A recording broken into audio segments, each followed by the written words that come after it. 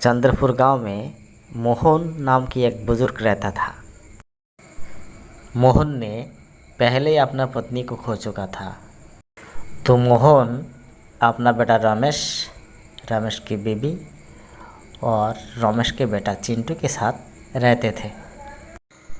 दादाजी, दादाजी, ये देखो मैं कितना ज़ोर से झूला झूल रहा हूँ। नहीं दादाजी, इतना ज़ोर से मत झूला झूलो, और अगर तुम उससे गिर गए तो? मैं नहीं गिरूँगा। तुम्हें पता है दादाजी, मेरी माँ ने कहा है कि मैं बड़ा हो गया हूँ। वो तो ठीक है दादाजी, लेकिन फिर भी तुम झूला थोड़ा धीरे से झूलो। अच्छा दादाजी, तुम्हारा पूरा बाल सफ़ेद क्यों हो गया? मैं तुम्हारी तरह झूला तो नहीं झूल सकता हूँ ना, इसीलिए सफ़ेद हो गया। चिंटू, झूला झूली बहुत हो गया, अब घर पे चलो, पढ़ाई करना है। पापा, ये लो कुछ पैसे और जल्दी से बाज़ार से सब्जी लेके आओ, और रास्ते पे ज़्यादा देर मत करो, क्योंकि तुम सब्जी लाओगे, खाना बनेगा, उसके बाद वो ऑफिस जाएगी। फिर मोहन चला जाता है सब्जियाँ लाने को। यार मोहन, मैं बहुत मुसीबत में पड़ गया हूँ, तुम मुझे कुछ पैसे दे सकते हो? ज़्यादा पैसे तो मैं तुम्हें दे नहीं सकते, फिलहाल इतना ही है, लेके जाओ। फिर मोहन सब्जी लिए बिना घर पे आता है। ये क्या बाबा, मैं तुमको सब्जी लाने को भेजा था और तुम खाली हाथ आ गए? बहू, वो पैसे मैंने अपने एक दोस्त को दिया है, उसका बहुत मुसीबत चल रहा है। वाह, बहुत ही अच्छा किया तुमने। खुद तो एक पैसा कमा नहीं सकते हो, अपना बेटा जो कमाता है वो भी लेके दूसरों को बांट रही हो। इस संसार को चलाते हुए कितना पैसा लगते हैं जानती हो तुम? अगर जानते होते तो दूसरों पर ऐसा पैसे न लुटाते। अरे क्या हुआ, तुम इतना चिल्ला क्यों रही हो? चिल्लाओ नहीं तो और क्या करूं?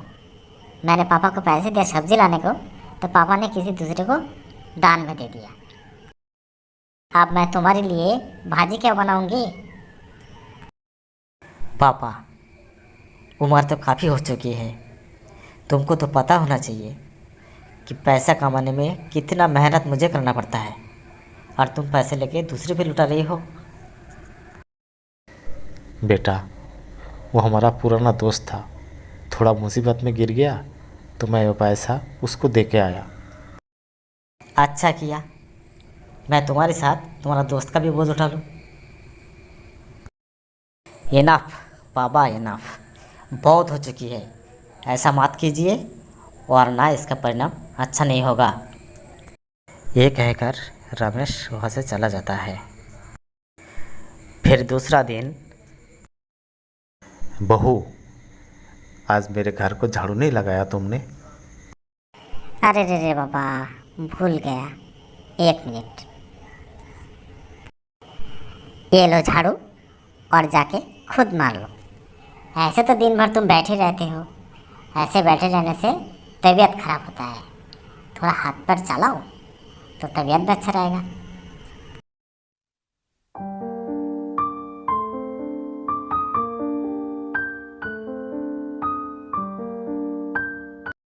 दादाजी, दादाजी, तुम क्यों घर को झाड़ू लगा रहे हो? लाओ, मेरे पास लाओ, मैं झाड़ू देता हूँ। नहीं दादाजी, तुम आराम से बैठो, मैं घर को झाड़ू लगा लेता हूँ। लेकिन दादाजी, रोज़ तो माँ आके झाड़ू लगाते थे, आज तुम क्यों झाड़ू लगा रहे हो? देखो दादाजी, तुम्हारा माँ का बहुत काम रहता है, इतना काम करते करते तुम्हारी माँ तो थक जाती है ना, तो आज से मैंने सोचा कि घर का झाड़ू मैं लगाऊंगा, और उससे मेरा तबीयत भी अच्छा रहेगा। काम ना करने से तबीयत भी तो बिगड़ सकता है ना। तो ठीक है, रोज़ झाड़ू मैं लगाऊंगा, मेरा तबीयत अच्छा रहेगा। झाड़ू लगाना तुम्हारा काम नहीं है, तुम्हारा काम सिर्फ पढ़ने का। चलो घर पे चलो। नहीं, मैं दादाजी के पास रह लूँगा, यहीं पे पढ़ूँगा। तुम घर पे लेके मुझे बहुत मारते हो। जिद मत करो और ना बहुत मार पड़ेगी। चलो घर पे चलो। फिर चिंटू को उसकी माँ ने वहाँ से लेके अपना घर चला जाता है।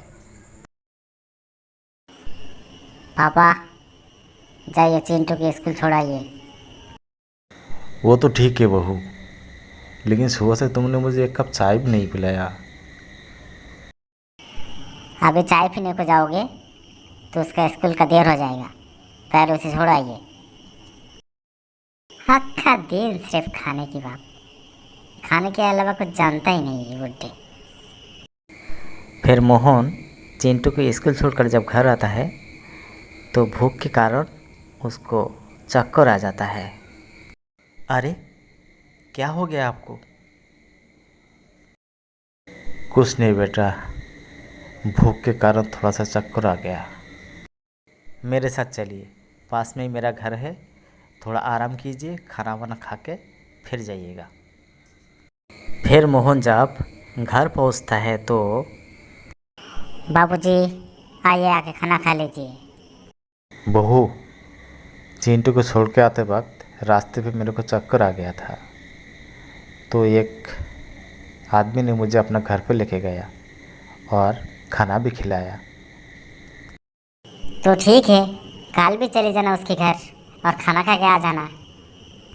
ऐसे ही आप दूसरे के घर पे खाना खाते रहेंगे तो लोग क्या सोचेंगे कि हम आपको खाना नहीं खिलाते हैं।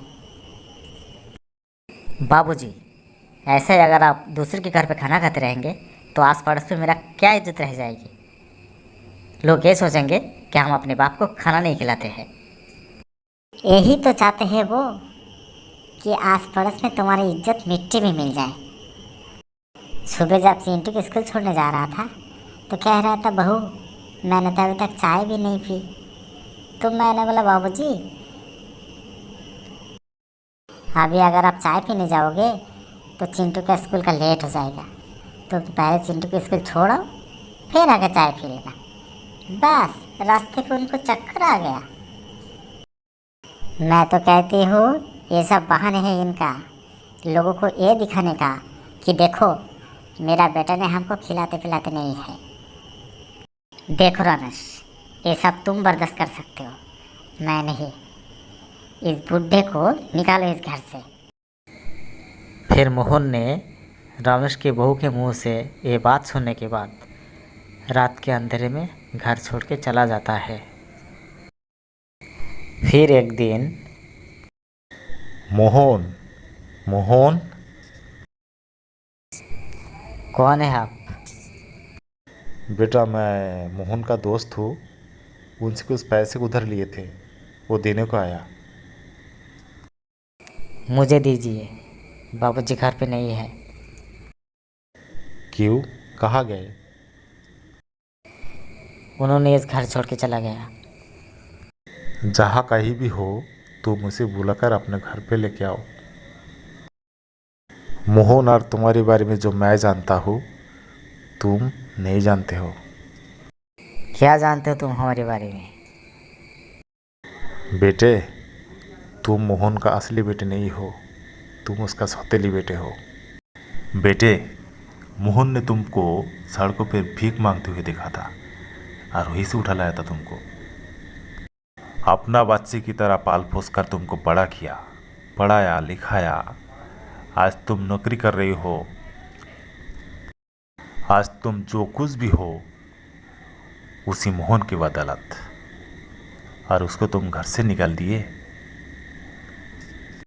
तुम उसका कोई नहीं हो, फिर भी तुम उसका सब कुछ हो, और ऐसी बाप को तुम कैसे निकाल दी घर से बेटे? ऐसी बात सुनकर रमेश रोने लगे और अपना पत्नी को डांटने लगे। मुझसे बहुत बड़ी भूल हो गई। मैंने बाबू को बहुत दुख दिया, बहुत रुलाया, बहुत मेहनत भी करवाया, वक्त से खाना तक नहीं खिलाया उनको।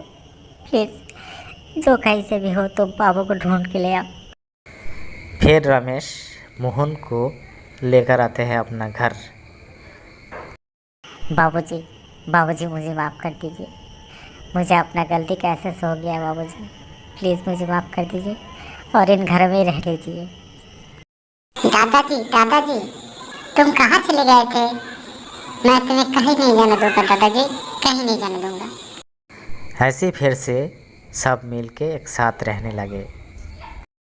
कोई भी अपना बूढ़े बाप के साथ ऐसा अन्याय ना करे। अपना बाप को बूढ़ा पे अपना औलादों की तरह पाले।